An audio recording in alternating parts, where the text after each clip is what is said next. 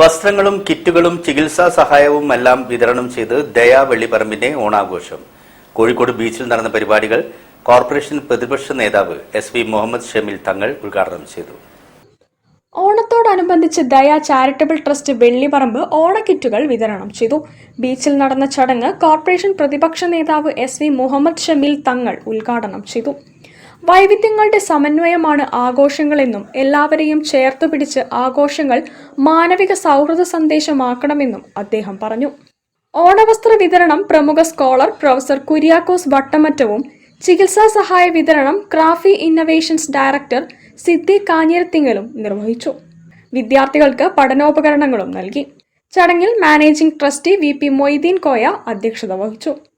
K. Basheer സ്വാഗതവും director T. Raheeda നന്ദിയും പറഞ്ഞു.